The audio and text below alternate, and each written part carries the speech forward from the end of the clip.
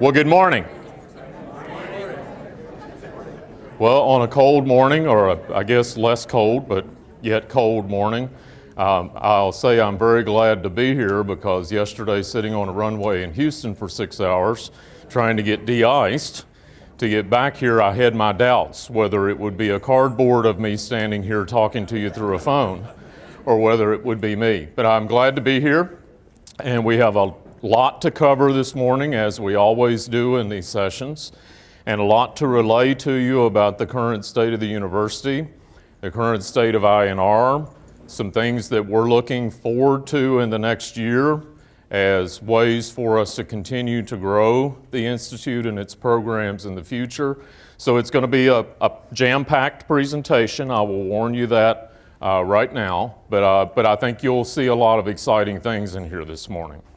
I will tell you in starting that given the time period the university is in, and I'll talk a little bit about that in the presentation of transition of leadership, as you know, it can be a little bit unsettling, and you might guess in my position it might feel a little bit unsettling given that one of my two bosses has decided to go somewhere else.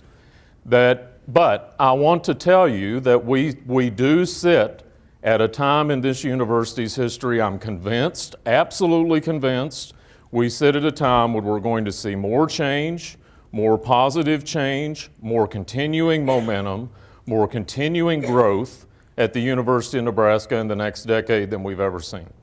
I'm absolutely convinced of that.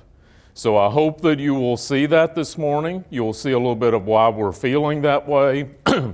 Some of the planning that we're continuing to do to continue to make that a reality for us as we move forward. So everybody with me? Ready to hang on? So here we go.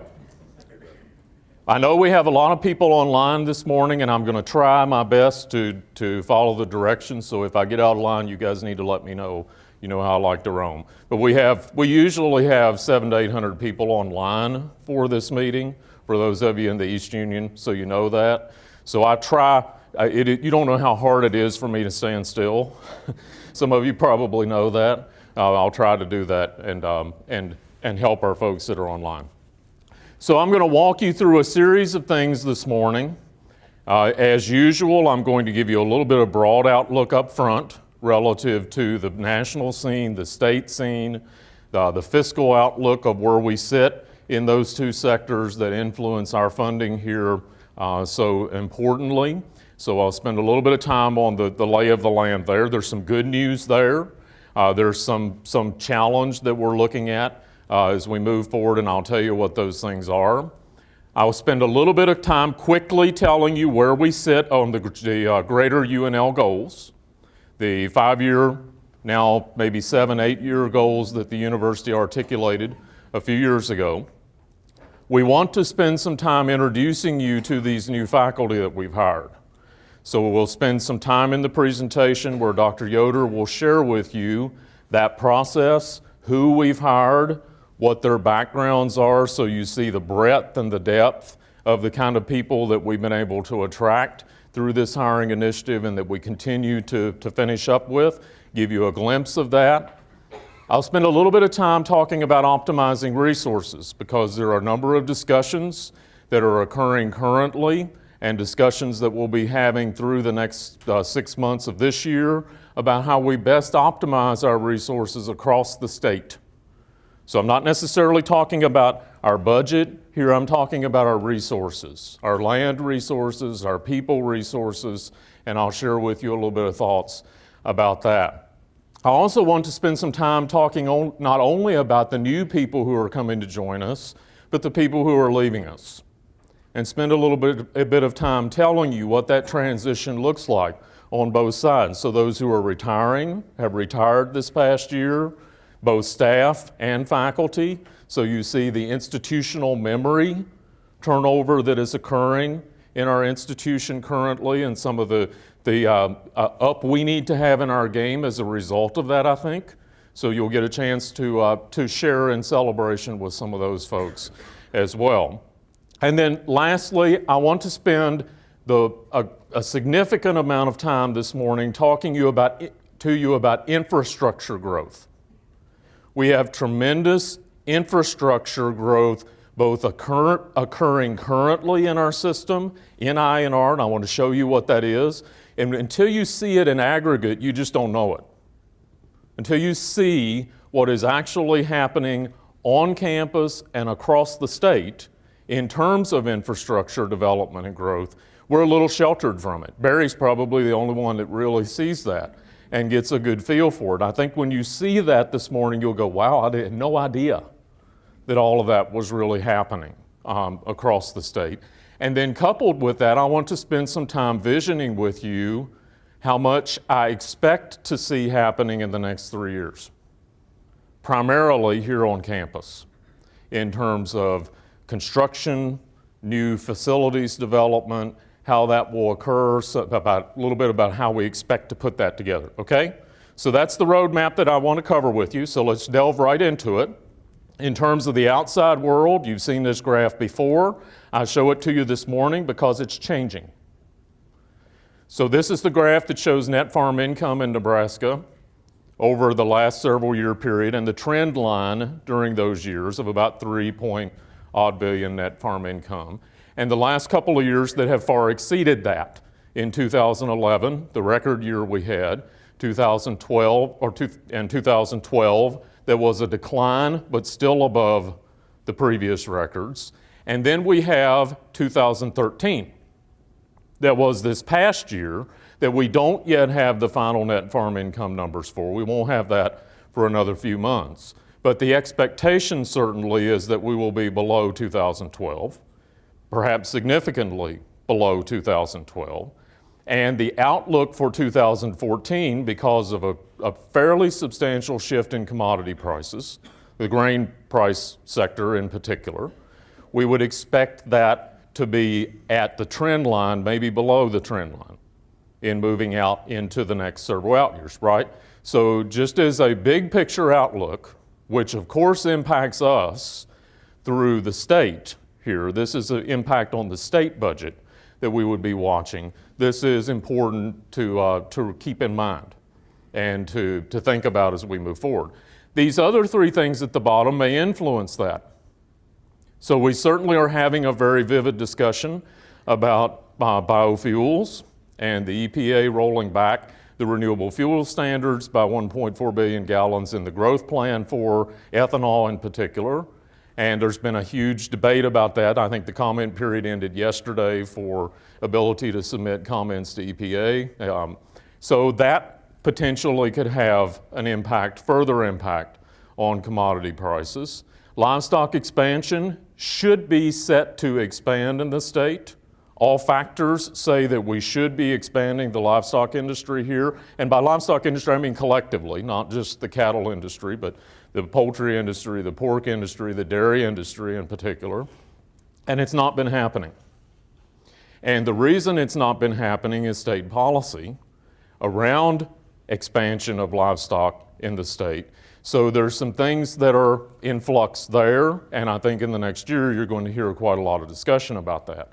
And then this last one's more generic, and I label it this way. It's a little bit dangerous to label it this way, but it's the best way I can capture the anti-movement that is out there to a lot of technology development, a lot of intensification development that is anti-science in its nature. And we have to realize that. We have to realize that it's out there, and we have to know that it can potentially impact a lot of the funding streams and the way that policies and particular regulations around production agriculture move forward. Land prices, I've talked to you about this before, and this is last year's data. I actually showed this to you in September as well. It just came out in August. Land prices are beginning to plateau and beginning to decline. So this huge run-up that we've seen in farmland values and in land appreciation in the last 5 years in particular, we're probably on the top to the downside of that moving forward, which still will be huge record levels for land prices, but it is probably also declining. You've seen in the press, particularly today, the House should take up a vote on the Farm Bill today. That has been a long journey, I'll just phrase it that way, to get here. And if you read the papers this morning and you read the final product of this conference farm bill that's being proposed, all of that wrangling resulted in fairly small change. So whether you looked at the nutrition title, that's 79% of the farm bill, the nutrition assistance program, primarily a small cut there of $8 billion over a 10-year period. Conservation program slightly increased when you consider the decreased acreage. It's a decrease in the budget, but decreased acreage that's in the conservation reserve program. Some shifting of money from one part of commodity support to another, from direct payments to wrapping within insurance. But the net effect is pretty small. It's relatively small, $16.5 billion on a $972 billion total. So a pretty small change in the farm bill. There are some very good things in that farm bill, though. Being selfish here, I'll just use that word, from our perspective, there are a couple of really good things in that farm bill. We fought very, very hard for the last year to ensure the continuity and the future of the Drought Mitigation Center that's housed here. And we spent a lot of time in Washington over that, I can assure you of that. The NDMC people, PRIMS people, our folks spent a lot of time in DC trying to get that language locked down because there was no permanent funding underneath that program. And so we were successful in both the Farm Bill in getting authorization language there to authorize appropriations for permanent funding for the NDMC. I'm very happy about that, to see that occur. And there is a bill, a commerce bill, where through NOAA, there is a National Integrated Drought Information System, NIDIS it's referred to, that we also have language that's appearing in that bill that will authorize funding for an institute around NIDIS. So that's good news. We worked hard to get that. I'm very pleased about that, that it's working on both sides there for NDMC. There also is new language in the Farm Bill authorizing additional animal research funding of $25 million per year. We weren't directly involved in this. It was more the scientific societies and the commodity groups. But that also is a good thing because that was a declining part of the USDA budget over time. So we're very pleased to see that that will be in there. Now let's talk a little bit about the fiscal world, particularly state funding. So we are currently in the second year of the biennium. So we will go into the budget setting year in 2015 that will set our budget for 2016 and 2017. If you remember, when we set the budget last year in the legislature, that we had a 4% per annum increase for state funding to the university with the agreement that we would hold tuition flat for resident students coming to the university system.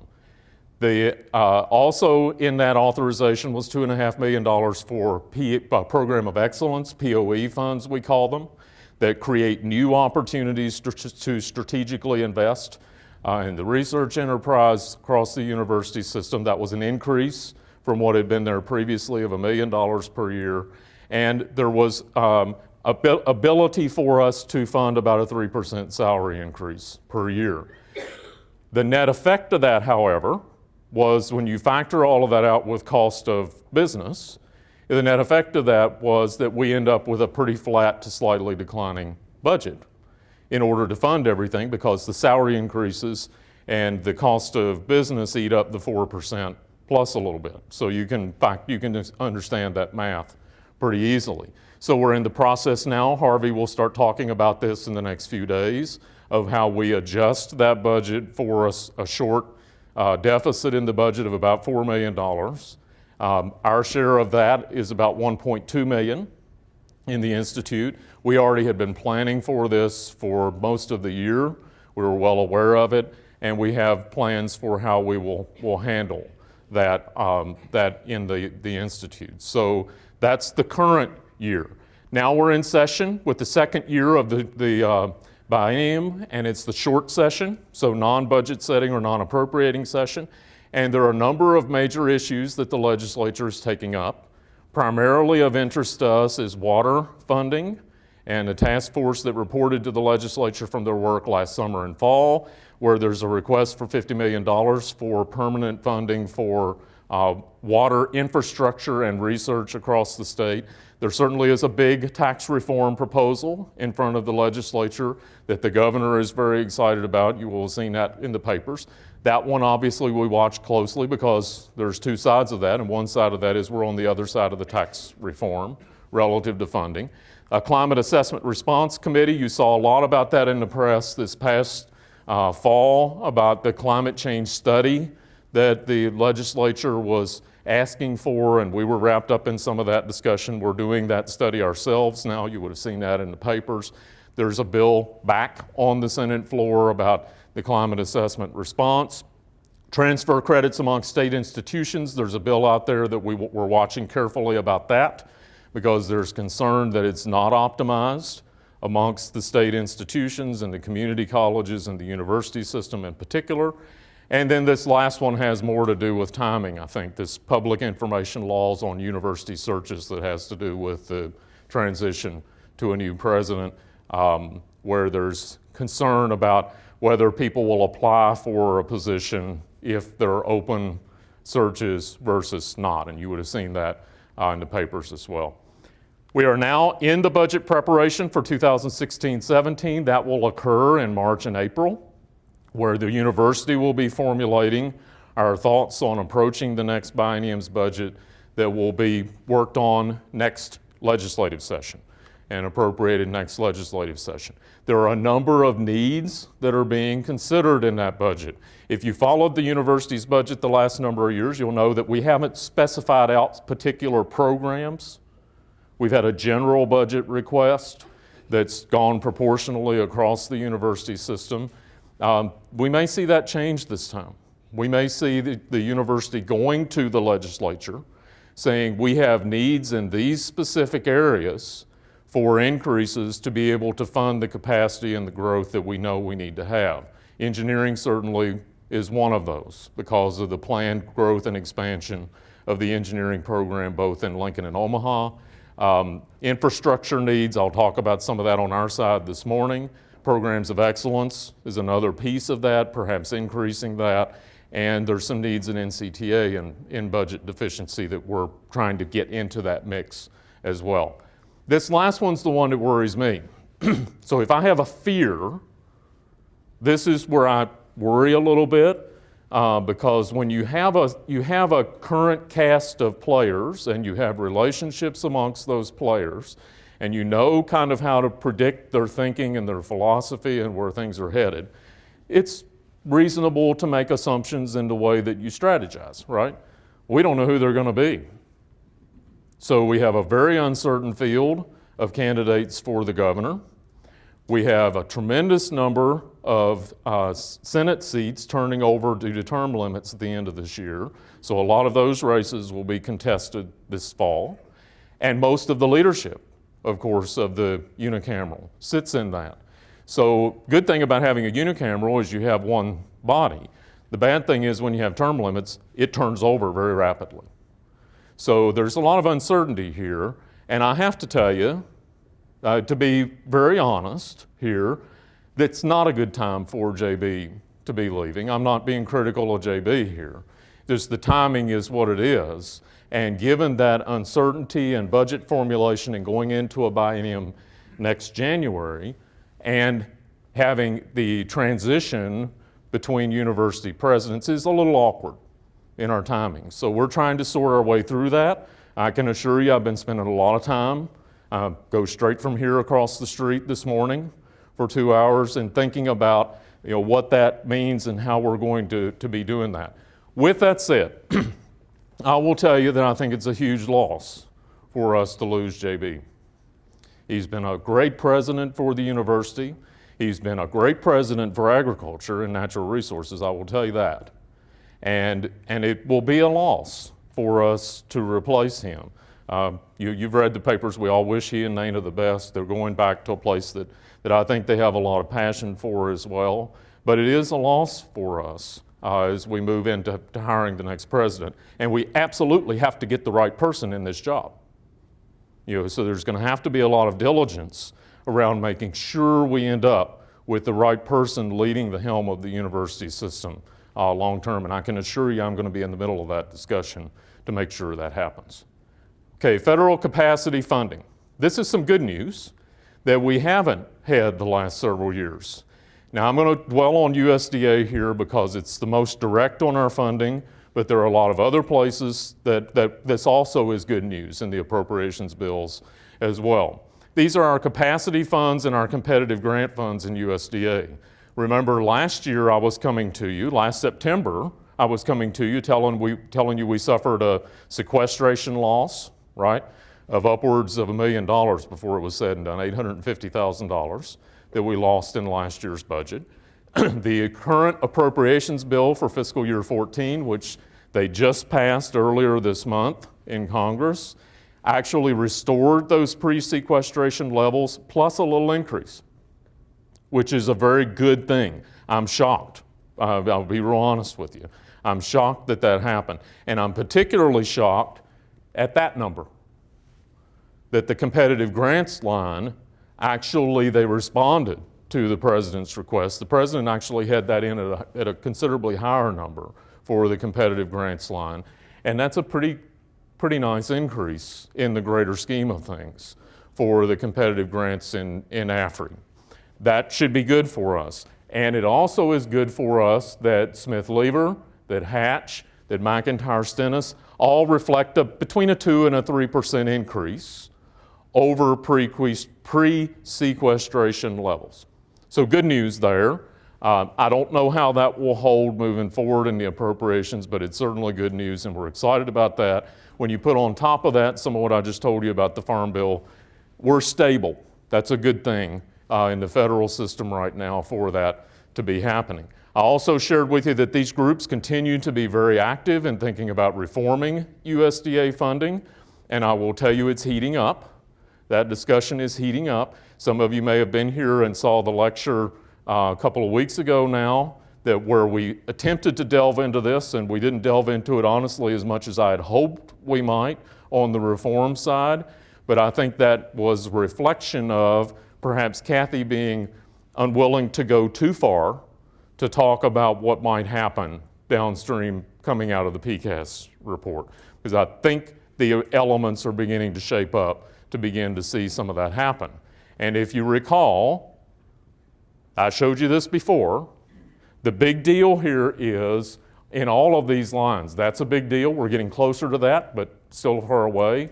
This is a big deal to put money into NSF to fund basic agriculture, food, natural resources research.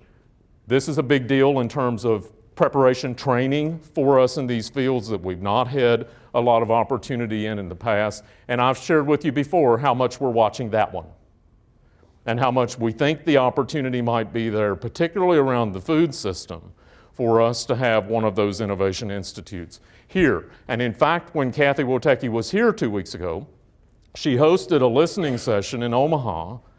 The second one of these they've done, they'll do 2 more in the south, one in the southeast and one in the west, on this Innovation Institute idea out of the PCAST report. I was a little surprised by that because I was in Washington in October. Kathy asked me, she said, while I'm out, why don't we do a listening session on this Innovation Institute? So I said, oh, well, we can certainly help you with that and put that together for you to gather people to think about the idea. But what surprised me when we had the meeting was how much they've actually thought about it and how much USDA has been thinking about how they request funds for getting this done and putting this, $25 million to fund 6 institutes, $150 million a year into their base budget and get that funded out of the PCAST report. I was very pleased to hear that. And our job now is to help shape that, help them really see the opportunity for it. I'm going to another meeting in Washington in about 10 days on that issue, trying to get that set up. All right, so UNL goals. Let's talk quickly about where we are on the UNL goals. You'll remember them. Increase in student numbers, increase in research expenditures, increasing 6-year graduation rate, increasing our faculty capacity, national and international recognition of our scholars, and successfully launching Nebraska Innovation Campus Phase 1. So how are we doing? Now I'm going to bring this back to us. So relative to the Institute, how is the Institute performing on our contribution to these goals? Enrollment continues to be good for us. This year we continued to lead the university. These are spring numbers you see up here. So spring enrollment 2014 as compared to previous spring enrollment 2014. So we continue to lead the university. That's about a 4.4% increase overall in our student numbers collectively between undergrad and graduate. I'm particularly pleased to see the graduate number up. It's the first time we've seen that in some time, and with all the new faculty growth we have, I expect that will continue to be a big factor in the future.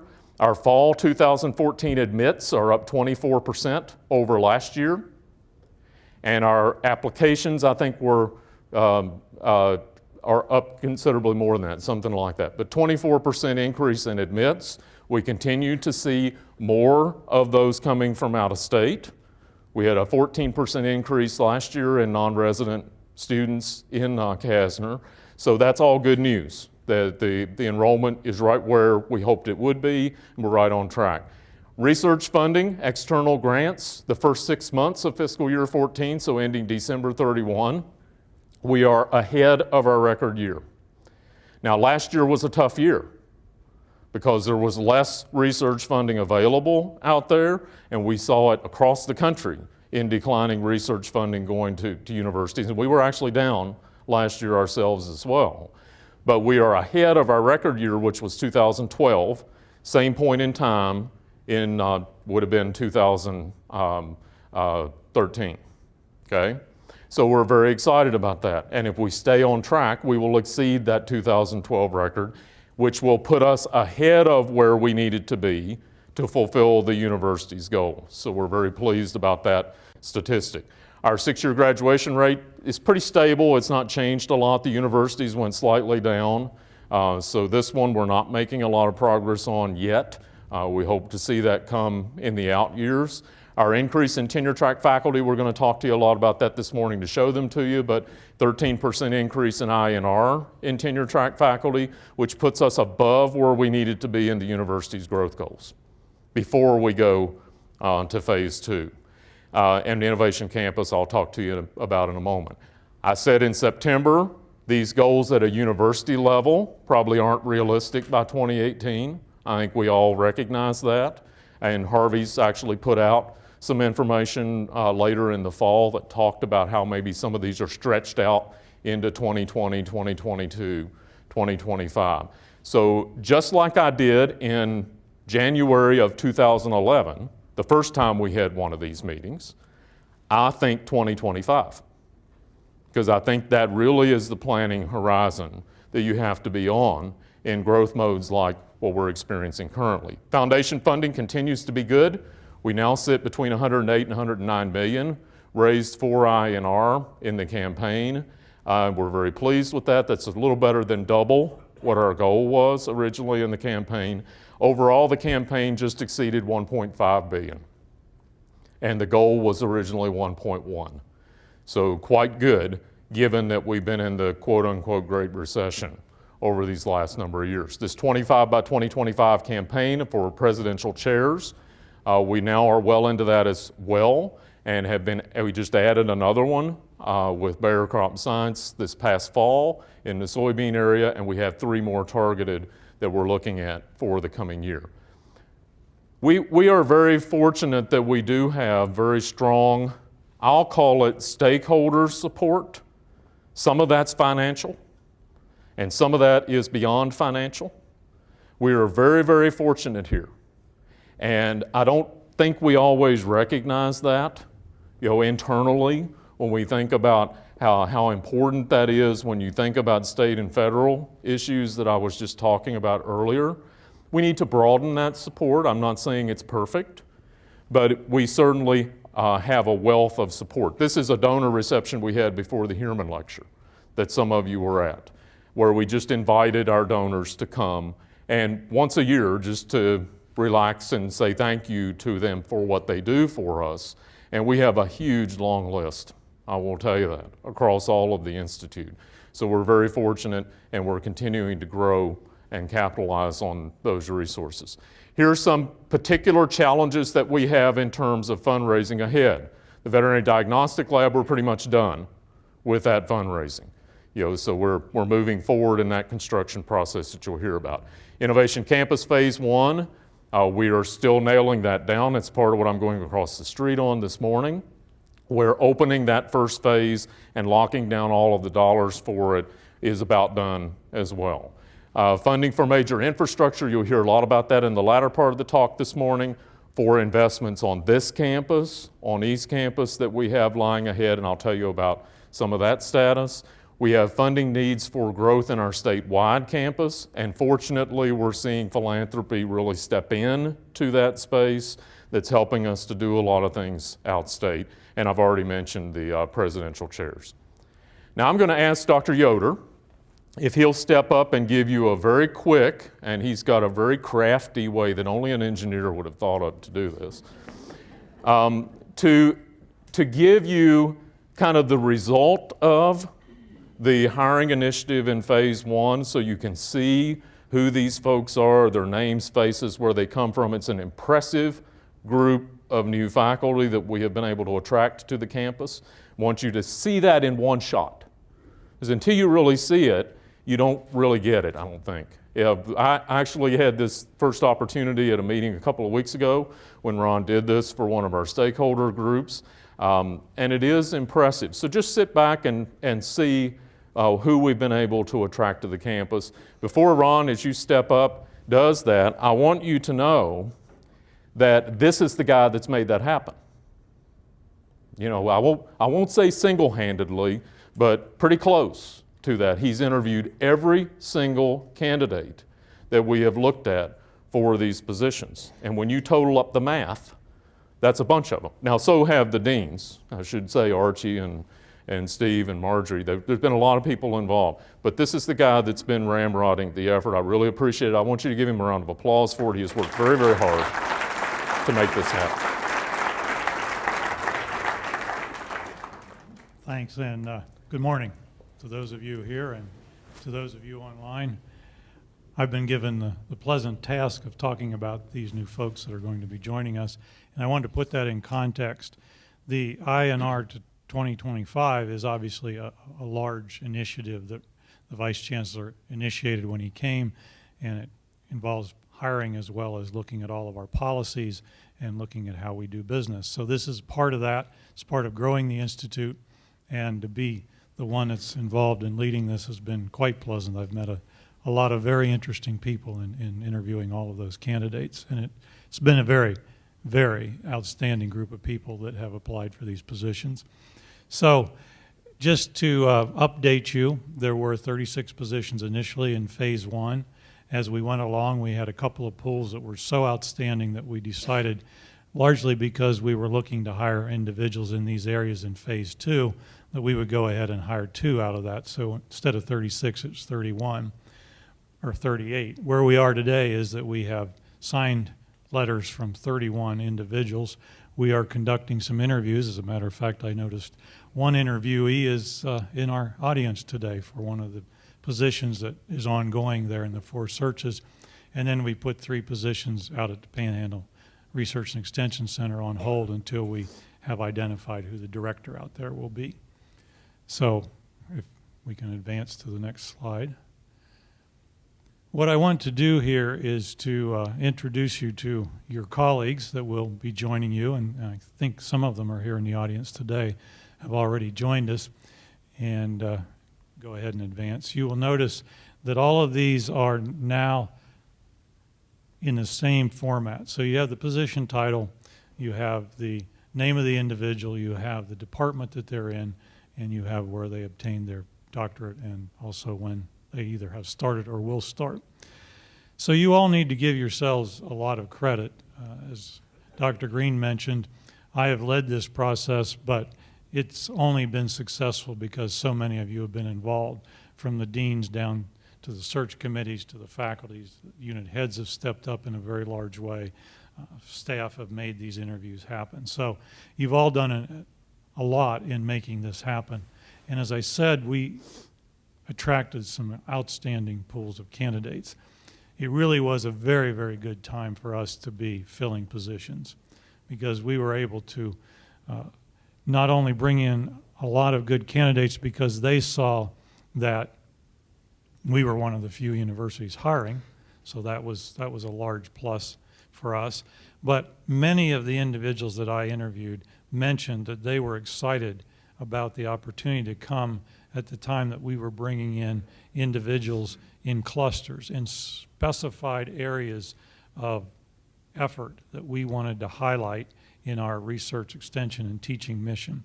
So that was very attractive to many of these individuals. And as you know, we're now getting into the time where we're getting into hiring individuals that are from the millennial generation. And millennials look at the world slightly different than those of us from the baby boomer generation. And they like the idea of coming in and being part of a group of individuals that can make a difference.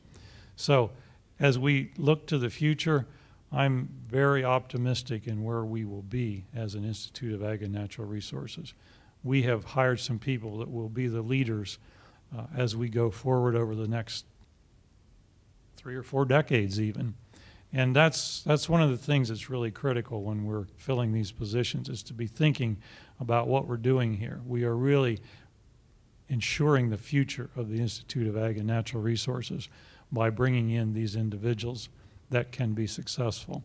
And when I say they can be successful, I'm really thinking of all 3 of the mission areas that we have in the Institute of Ag and Natural Resources. We've paid a lot of attention to that. These positions are spread over all 3 of the mission areas. Approximately 1/2 of the positions, if you look at it on an FTE basis, are in research. But if you look at the other half, they're approximately 1/2 in teaching. That is 1/4 of the total in teaching and 1/4 in extension.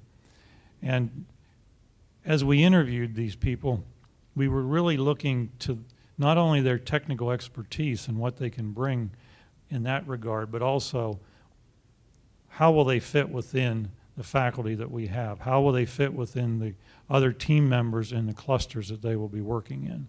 Are they interested in working as team members? Are they interested in working across disciplines and working on the large challenges that can only be addressed by interdisciplinary effort?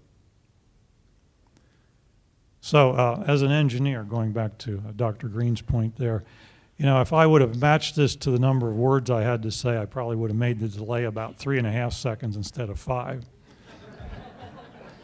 So I know we're getting close to the end here, so I'm going to just allow you to enjoy looking at the colleagues that are going to be joining you or have joined the group.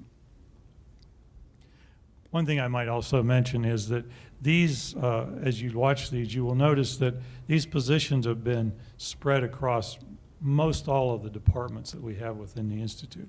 And we did not set out to do that intentionally, but in the end, as the working groups came together and talked about the positions that ought to be filled, it worked out well that they were spread across the disciplines that are represented in the Institute. So I went back and looked and did a bit of a summary, and I just arbitrarily chose January 1st, 2012. And I looked at the number of positions that we have filled since that time. And of course, I've just mentioned the 38, and you've seen 31 of those. We also did a water cluster hire, and in total that was 7 individuals, but 2 of those were included in the priority positions, so I only list 5 here.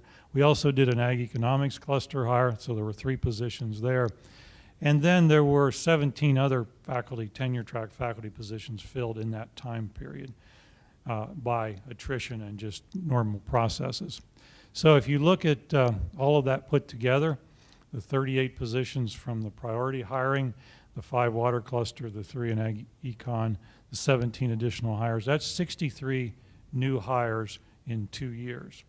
And this 22% number that I showed you here, don't confuse that with the 13% that Vice Chancellor Green showed. These are the new individuals that are joining us. So 1 in 5 of your colleagues has been hired since January 1st, 2012.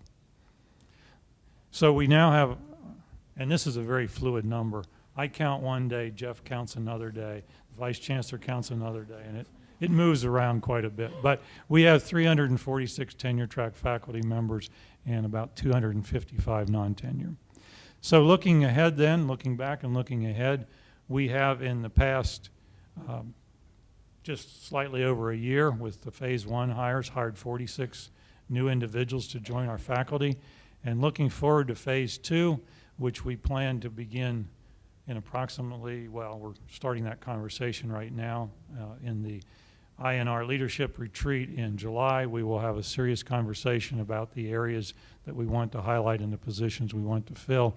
That will be called phase 2, and we're looking at 20 plus or minus in terms of the number of positions we will fill, and we are looking for those individuals to join us at the beginning of FY16, which would be July 1st, 2015, sorry. All right, thank you, Ron. Well, I think he said something that was really important in there that you caught, 1 in 5. So as you think about 1 in 5, now this is at the faculty level. There's also staff that's changing and turning over as well. That's a huge opportunity and a huge challenge, right? The opportunity is it's the future. The future is really being laid out by these new folks that we're bringing into our mix and the priorities that we're having for them to work on long term.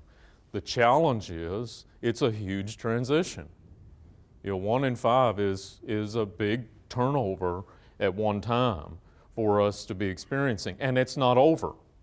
We recognize that there's continuing transition that we're going to be looking at for the next several out years, the end of the baby boomer generation, if you want to think of it that way. It's a big turnover at one point in time, but it's a huge opportunity for us. Now, with that said, we also have to build for the future in terms of not just people, but also our infrastructure and facilities, and be able to resource that moving forward for this growth. And that's what I want to move and shift the talking to for the remainder of the time this morning. And I want to start that by saying, if any of you have heard me speak in the last 4 or 5 months, you will have heard me start to use the term that we may be living in 2014, but we need to be thinking in 2050. Now, I like to talk about 2050 a lot already, about world needs in 2050. But that's the way we need to be thinking, not the world food needs.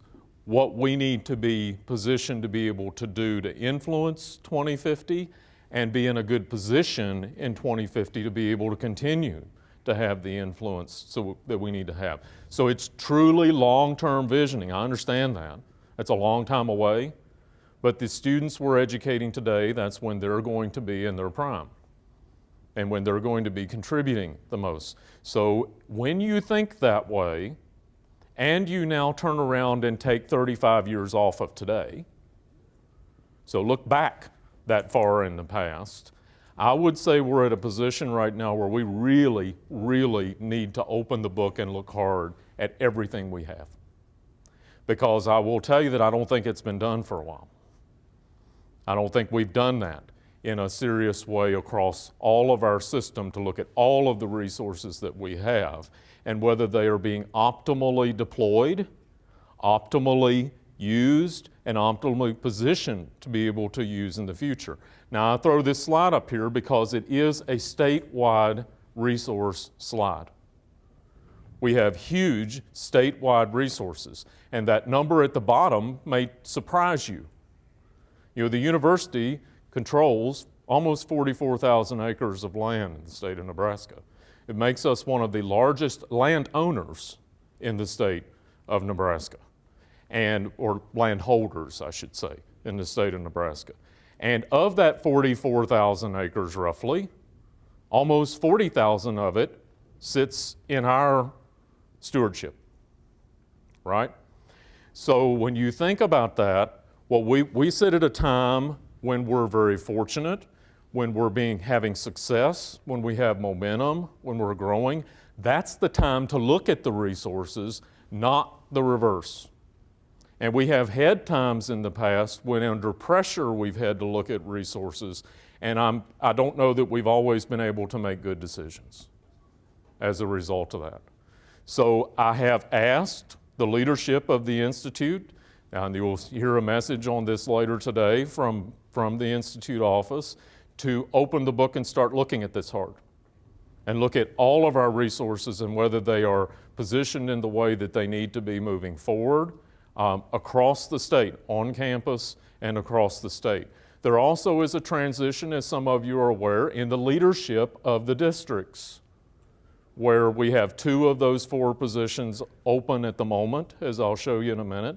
And that's also a time to be looking at whether we're structured appropriately. So Chuck and Archie will be leading some of that discussion to think about whether we structure the management of those resources optimally or not.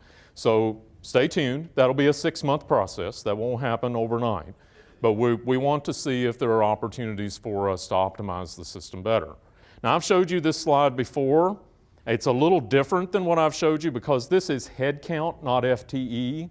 We have a lot of part-time people who work for us as well. If you put it on an FTE basis, it's closer down to 1,650 total employees. But we have almost 2,000 people who work for us, who are part of our team in the Institute across the state. And you can see where those are spread across the state. We have a lot of people off campus. We have a lot of people on campus. That's a huge team that we have resourced, and we need to make sure that we have all of those resources optimized. Now, I'm going to float through a lot of growth plan here with you. This is all facilities, some that's actually happening and in the stages of being done, others that are being planned and thought about, so that you know all of the discussion that's occurring. I hope you know, I believe it's very important that you know what we're talking about and what we're thinking about, that it's not just us doing it, that you also have a chance to be part of that process. You will have known that we adopted a new campus master plan for the UNL campus. This is the East Campus portion of that was adopted this past year and approved by the Board of Regents as our next out-year long-term plan. And inherent in that plan for East Campus was this plaza-like structure, plazas here, plazas there, and you can see the flow of traffic that was designed. And there were opportunities for new facilities. So anything you see there in red was a future opportunity for new infrastructure, new building, new capacity space on the campus. So keeping that in mind, there's been quite a bit of discussion about where we are relative and where we need to head on East Campus in particular. The East Campus rec, you know now it's actually, there's things happening there. And we hope that that will be completed a year from now. That's about a year late, as you know, due to the asbestos and some other things that delayed that. So that project's moving forward. That will be a big deal once it's done. That will have surrounding infrastructure needs, parking needs in particular associated with that once it's completed, funded by student fees, as you know. The Veterinary Diagnostic Lab, we've already mentioned. It went through approval for the architect selection in the board last week. About a $45 million project in the program statement, so it's going to be somewhere in the 40 millions kind of range of construction.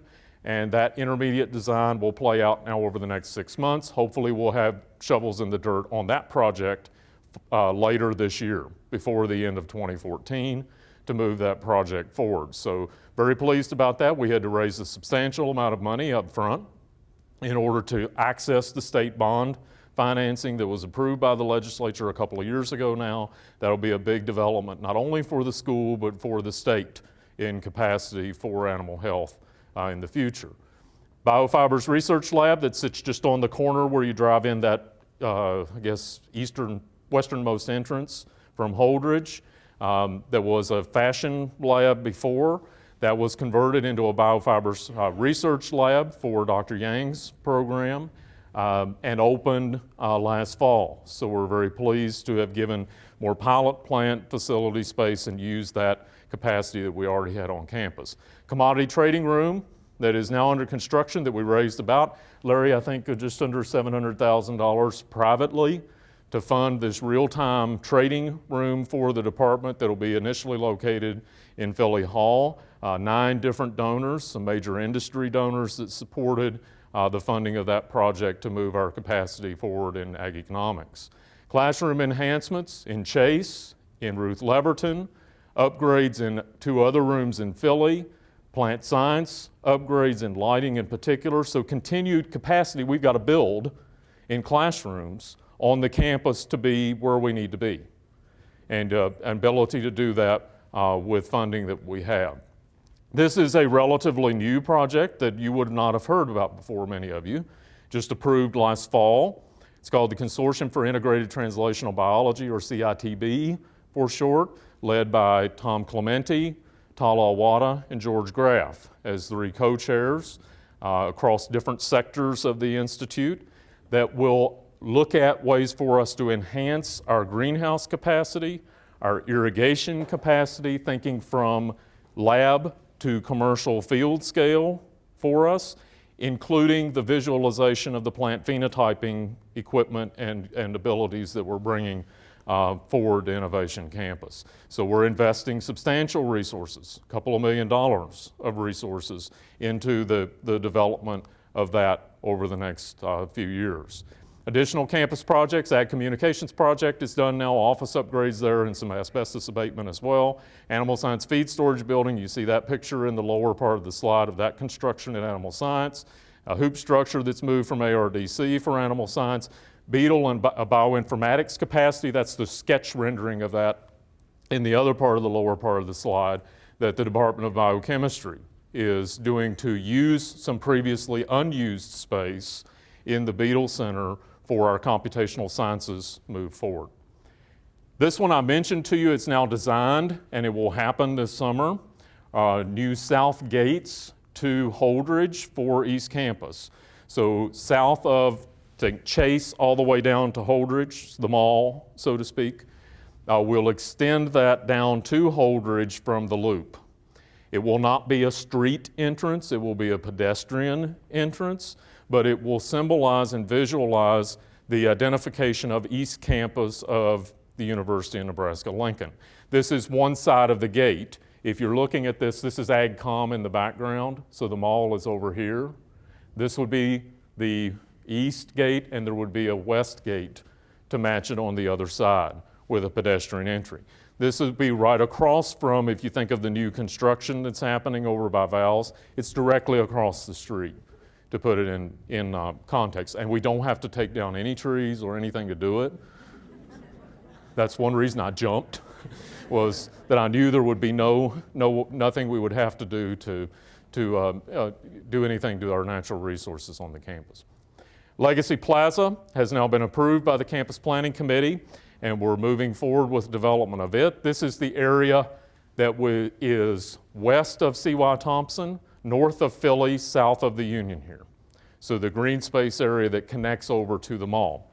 This will be where the 4 statues of the 4 former secretaries of Ag and other former cabinet secretaries, perhaps Interior, we can raise the money for a couple there, that will go into that space, and it will be created to be a student movement and activity space.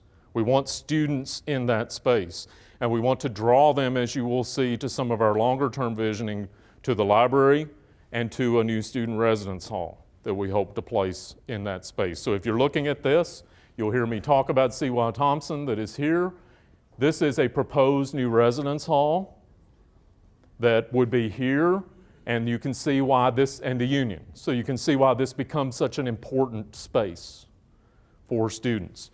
And as you'll hear me talk about food science here in a minute, there will be changes there as well. So these are 2 separate sidewalks. This is an elevated sidewalk. This is a ground level sidewalk, water feature between them.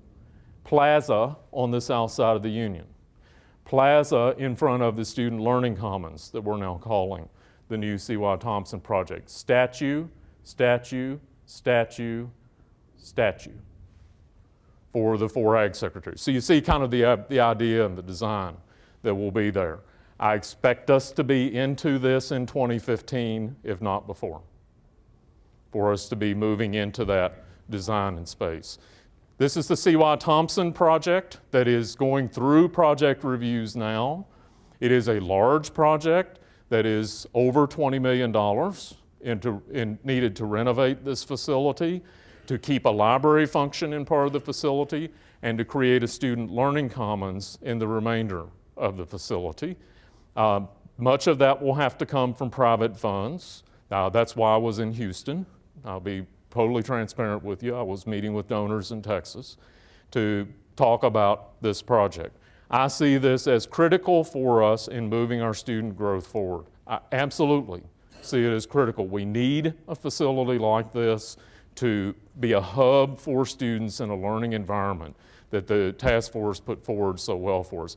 So that's obviously connected to that plaza that I just showed you. All rolled together, that's about a $25 million effort. The plaza and the student learning commons together for that project. Residence halls, I mentioned to you previously that Burr and Fetty, our two student residence, undergraduate student residence halls on campus, other than Love, the co-op unit beside it, that those two have to be brought to fire code by 2017 by Board of Regents policy. In order for us to do that, it's not a financial proposition that will work for us to invest in those current facilities for the given lifetime that they will have beyond that.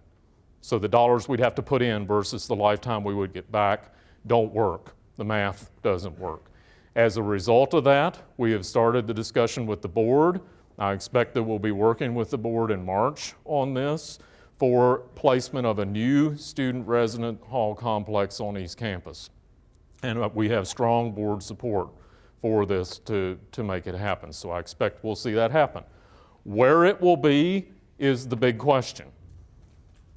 And I can't tell you for sure because there are too many things that go into this, the siting of it and the soil structure, and there's all kinds of things that have to be crossed off before you decide you can do it in a particular place. But I can tell you where I'd love to have it. You know, if I had our druthers here, it would be that we would place it where these two facilities are currently. And we would connect that nexus of student learning commons with residence hall, with Union, as a core center of the campus in that way. So that's what I'm pushing to try to make happen. Like I say, we have to make sure it fits and that we can do that from environmental and regs and all the things that you have to do to build a good building. So that's the plan there. That I'm hoping that we will be at a stage where we can be in construction of those facilities by 2016.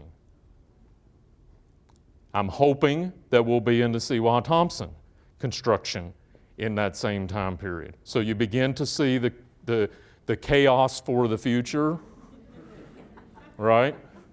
It will create quite a different environment on this campus than what we're accustomed to. We love this campus. It won't be quite as quiet, with all that kind of growth happening at once. That's the key there. Now, obviously, there is another piece to that I should mention, because I know it's probably going through a lot of your heads. Where are we going to park people? Where are we going to park for these campus rec? Where are we going to park for a 450, 500 student residence hall when today we have 275 in Burr and Fetty? There is a new nursing facility. If you remember that diagram, there was a red block north of the dental college. That's the new UNMC nursing proposal that's already approved by the legislature. So there will be more bodies on the campus, which is a great thing, but that means there will be more cars on the campus, and the neighborhood doesn't want them across the street. So we got some work to do there, as you might guess. This building is a beautiful building. You've seen it go up. It's been opened and dedicated. I have to tell you, I take a little personal pride in that. I didn't have anything to do with it. I just landed here when it was being done. My father was father-in-law was the president of that house in 1949. My brother-in-law was president of that house in 1981. So it's a little special to see something like that happen for the future generations of that. And there are also plans underway for the farmhouse folks, I think, as well, in talking about a new or expanded facility for them further down the street. This is the other development over there that you've seen go up. They tell us it will be key ready March 1st. We have the second floor of that building leased, so all of this is IANR. 13 apartment units, efficiency apartment units for short stay. So people coming to campus, John Patterson's here interviewing for a job today. If this had been open, John, that's where you'd have been.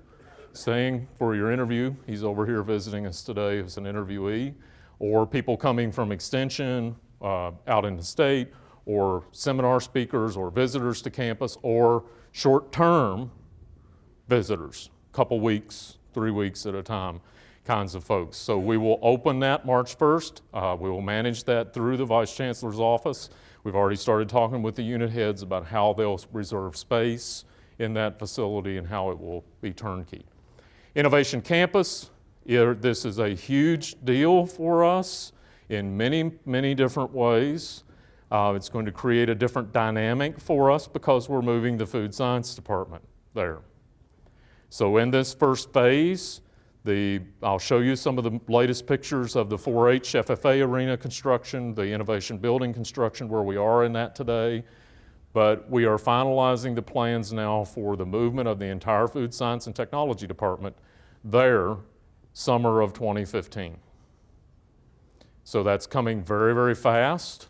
It's an opportunity for us. We've been working with the department on this now for over a year. Rolando and his team have done a tremendous amount of work on this, tremendous amount of work yet to do, they know, on this, but to make that happen as we move forward. So you've seen this before. This is the rendering. These are the two buildings I'll show you that are nearing completion now. These are the two buildings that if we sign the papers in the next month, will be underway. This is where food science will be. This is a conference center, this is innovation building. So this is where it sits today. So this is the innovation building. This is the 4-H arena that's supposed to be turned over in April, being completed in April, both of these buildings. And this is the groundwork that's been done for the lab building. This is the remaining infrastructure of the IAB, the Industrial Arts building, that other section will be built around those walls. We originally had planned to put greenhouses on top here. Those have now come down. They will be over here in this space and have already been designed and are part of that construction as well. Financially, it made much, much more sense for us to take those off the roof, no matter how cool it might have looked, and put them on the ground. And that's where the plant phenotyping facilities will be housed. This is some of the shots from the interior of that construction. This is the conference center that is in the east end, I guess, of the 4-H FFA arena building. This is the actual the auditorium that will seat 450 roughly. High-tech facility that will be run by the Alumni Association. It actually will be administered by the University Alumni Association. They'll run it. They're not moving there, but they'll run the facility. This is behind that, so behind this wall, is a place for to seat that many people in a banquet seating area in a flat floor. The underneath of this has 8 breakout rooms that will handle that capacity. So this is the upper floor. Well, whoops. This is the upper floor. Below this is the 8 breakout room capacity. That's half of the building.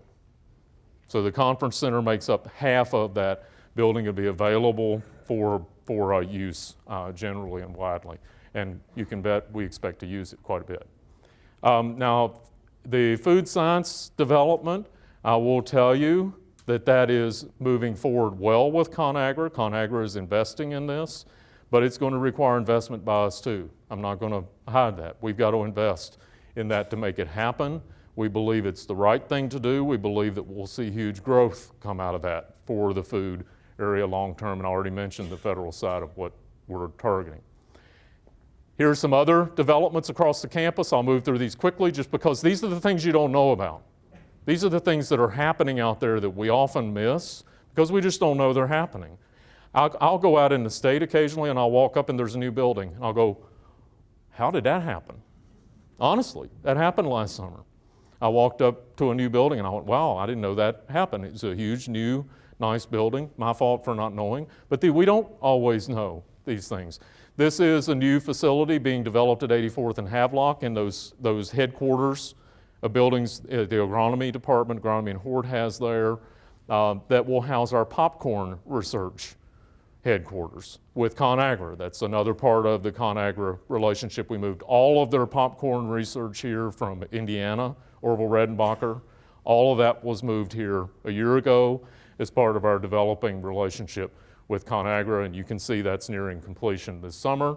Marvin Stump, very generous private philanthropist in southwest Nebraska, donated land resources and cash resources to us in the first part of his gift to enable us to establish a new wheat research and education center in Grant, Nebraska. This is east of the little town of Grant in Perkins County.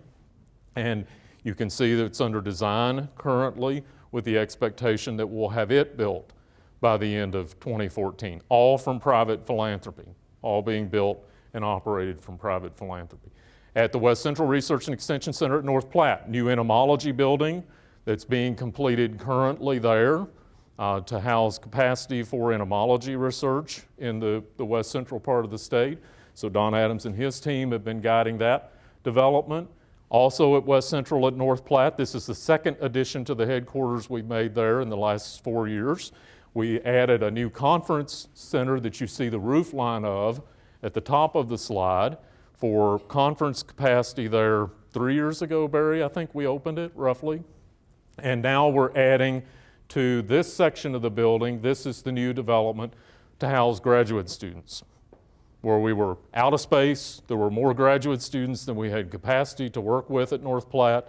And Don Adams and his team said we've got to be able to do something about that to house those graduate students, so we've added that capacity that'll be completed this spring as well. At the Panhandle Station at Scotts Bluff, the headquarters building known as the Elliott building that was part of an original college campus there in the 1970s, 1960s, has not been renovated since it was turned over to us. We've spent several $1 million renovating that headquarters HVAC, new office upgrades to increase our capacity in western Nebraska, which is obviously important to us long-term moving forward. That's almost done, and the faculty are moving back into that facility now after being out of it, displaced out of it for some time. In fact, John Patterson, that I mentioned earlier, is here interviewing for that director position as one of several candidates currently. High Plains Ag Lab at Sydney, High Plains Field and Range Research, wheat research heavily, millet research, also a cattle range site for us. New headquarters building that we've never had there. We've operated out of an old ordnance building that was part of the ordnance plant back in the 1940s. And we've needed a new facility there for some time, all with private funds. This has all been developed and raised with private funding, led by Charlie Finster himself as the champion from the legend Chuck of western Nebraska. Charlie has really been passionate about this for a long time, has worked on it hard for a long time, so it's great to see that headquarters building now going up. We broke ground on that last summer. Also in the Panhandle, new animal handling facilities as part of the relatively new feedlot facility that's there. It's part of that capacity. So that's now nearing completion as well. It's been in the planning stages the whole time I've been here, almost 4 years, to get to that development. So nice capacity enhancement development in North Platte, in Scotts Bluff, in the western part of the state to add to our capacity. New machine storage at Brule. That's the building I didn't know about. That's done. Waste management facility at ARDC at the Ag Research and Development Center at Meade is done. Pedestrian bridges, that's what you see in the picture here at the Haskell Ag Lab, now done. New roofs at the Goodmanson Sandhills Laboratory, the ranch we have in the Sandhills of Nebraska, and the West Central Research and Extension Center. Those are things we miss because we just don't see them. That cost a lot of money to get them done. But if we don't do them, we're not thinking about 2050. Yeah, that makes sense? Everybody understand that? All right. This is also a big one that Dean Hibbard has taken on with Kathleen Lodel, our primary state fair leadership person in the UNL Extension, that will house a new facility. I showed you an idea of this in September. It's now being built and will open in August, called the Agriculture Experience. So this is the last new building being built on the new fairgrounds in Grand Island. It's a substantial size building, We have roughly half, a little less than half of the ground floor of that building that will house this. The mirror of it on the opposite end of the building will be the Nebraska Game and Parks Commission with a Game and Parks experience that will highlight the natural resources side of the state. And this is designed to be a standing museum. So it will be open year-round as an interactive experience for school children, for people from across the state, and for whoever else would like to visit that as a destination site to learn about Nebraska agriculture and Nebraska natural resources engaged in agriculture. It is designed to be top rate. Now, you don't quite get that from the schematic here, except you need to understand that corn plant. Well, how high is it, Chuck? It's like to the roof. And there's a center pivot that spans the whole space. There's a grain bin theater there that people go in. There's an interactive combine theater. So it is a huge deal. And it's meant to engage people in the food system, engage people in the science of the food system. It matches up to our science literacy initiative, obviously, that we're investing dollars in to reap the rewards of. Huge project, $5 million project to get this done and to get it done right, which includes some endowment money for operations to run it during the year. It'll be staffed by UNL Extension during the year, and we're well into raising those funds and getting that done. And like I say, Chuck tells me that it will open this August and will be a great initial experience for people at the State Fair.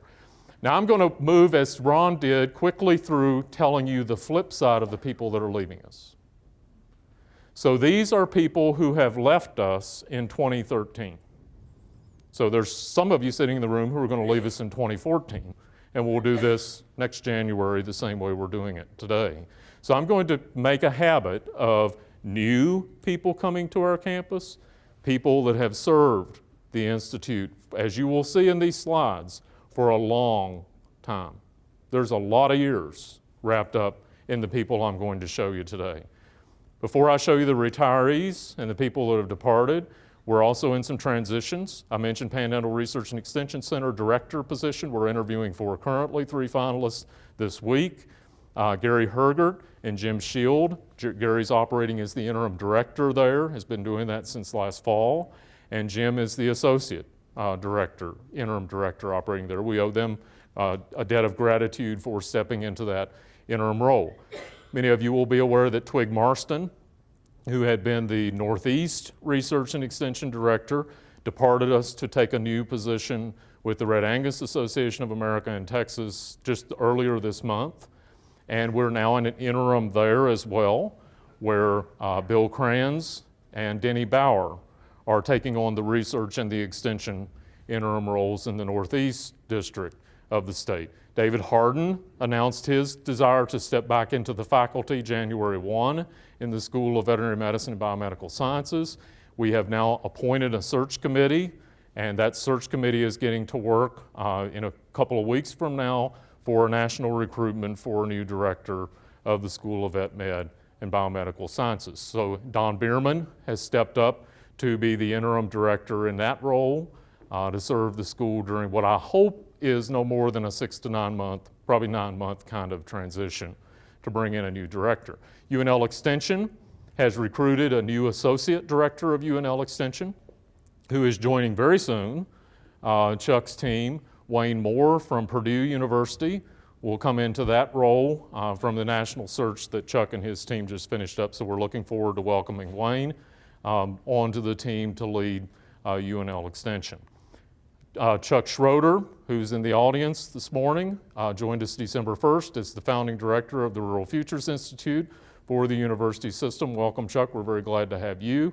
And he's hit the ground running, which means Mark Gustafson, who had been the initial director to get that off of the ground with us, has just retired December 31st. And you'll see his name in this list. So some transition occurring for us as we move forward and looking for the new president, as I mentioned earlier.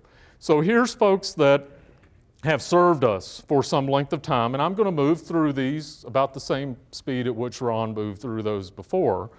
These are both staff positions and faculty. And you'll see the same kind of format here, what their position was. Picture if we could conjure up one for them. There are a few people we couldn't actually get them on a camera.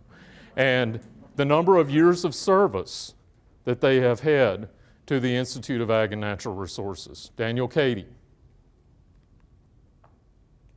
Betty Caston, 44 years of service to the Institute. Tom Dorn,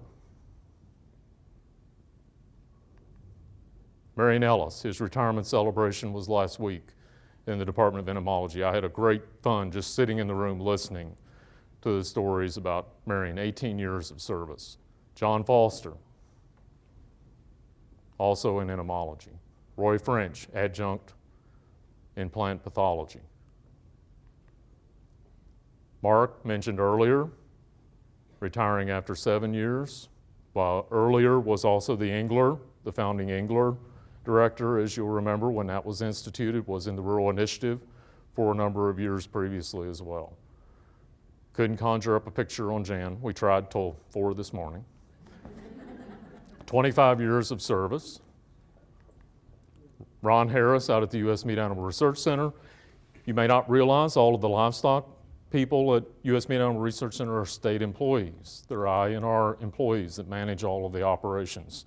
They're at U.S. Mark, 32 years. Marianne Holland for another over 40 years of service to the Institute. Judy Huff in animal science. I knew Judy when I was a graduate student. That dates me a little bit in the Department of Animal Science. She was a relatively new staff person who had come in at that point in time. Bruce Johnson in Ag Economics, almost 40 years of service in faculty. Eileen Jepson at NCTA, 24 years. Lee Johnson in the School of Vet Med and Biomedical Sciences. Nelvie, deeply missed in ARD. I'm sure, Archie, it's safe to say that. Retired this past fall. Abe Linneberry, and I think you all know this lady. Sandy Linneberry, 32 years of service to the Forest Service. Talked a lot about him last time. I'm not going to do it because I'll cry again.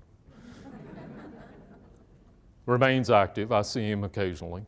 He can't miss a Board of Regents meeting. He was there last Friday. Mary Nelson, 24 years in the Extension program. Connie Paxton, Business Center. Dwayne Reese, faculty in animal science. He was another one that was a young faculty member when I was in graduate school. Jack Shinstock, an institution all unto his own in BSE. I hear it from students primarily. He's an institution all to his own. Bonita, 29 years of service in Ag Econ. Mary Spalding in SNR. Again, look at the years on these. Does that kind of open your eyes? Roy Spalding, I suppose those 2 years kind of go together. Cindy Strassheim. Cindy replaced my wife when we left. So this is a little personal to me. She was in Clay County, Nebraska, and she went into the Women in Ag program when my wife left here in 1988. Gary Varvel, adjunct with ARS in agronomy, and Ken Vogel, another institution. So there's huge institutional capacity leaving, and there's huge institutional capacity walking in. You get the picture? So we've got a real opportunity here, but we also have a real challenge because we have to remember how much of our memory, our capacity, our passion is also walking out the door to the next phase of their life. And as I said, I expect, we'll see a similar kind of number to this a year from now, maybe a little bigger number to this a year from now. So we're in this real kind of unique time. Now you'll remember in closing, I've got a couple more things that we've given some awards out. We're not going to do that today because we're setting up a means of rolling 2 new sets of awards. The Omtwite Innovation Awards that we've given here the last couple of all hands, we are going to begin giving those in the September all hands meeting. and we're going to begin soliciting nominations for them. These last couple of rounds we did centrally, identified, we hadn't given them for several years, and we did centrally and gave out a number of them, as you know. We will be asking the units for nominations for Untitled Innovation Awards to award in September. So you'll be seeing that come to your units. And then we also will be giving a set of servant leader awards separately. I gave one of these, I think you've seen a couple of them already, the last couple of all hands meetings, that we also will ask you to submit nominations for. So we make sure we capture all of the best people to be able to recognize them. We will actually give the first round of those later this spring. So we'll be asking you for nominations here in the next few weeks to award the first round of those before the end of this semester. And then the tradition will become we will do those in the January all hands meeting. So the Untitled Awards in September, the Servant Leader Awards in January, and we'll begin doing that in a more formal way. Now, just a couple of things to keep your eye on. We've covered a lot of detail this morning. I've just got two more things for you.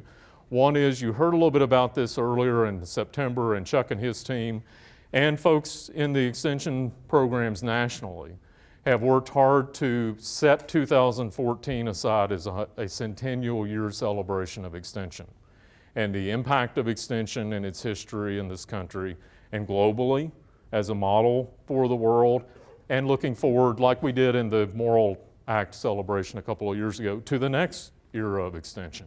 So there are a whole series of activities that UNL Extension has planned around that year. I hope you'll participate in those and that you'll support them as we celebrate that centennial year for UNL Extension.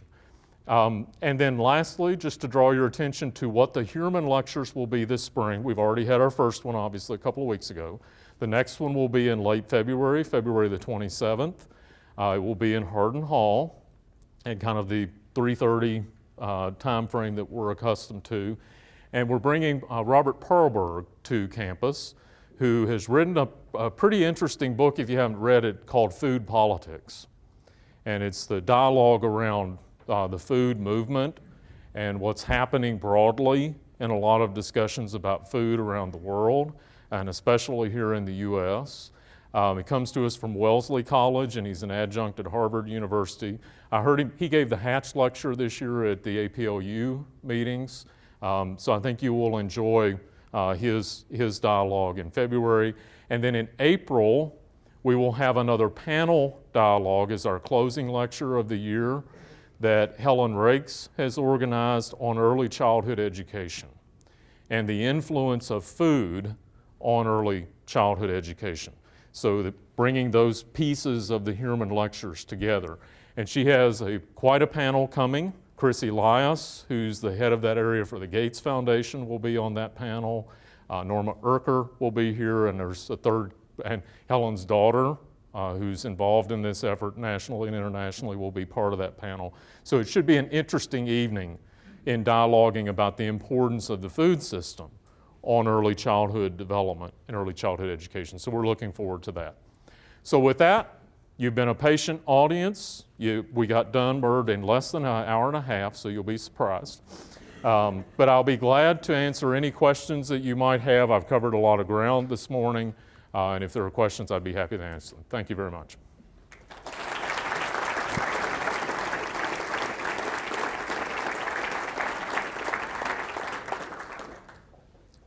Are there questions we can answer from the audience here in the union? I think we also have the ability online. Jill may have some that would have come in from online as well.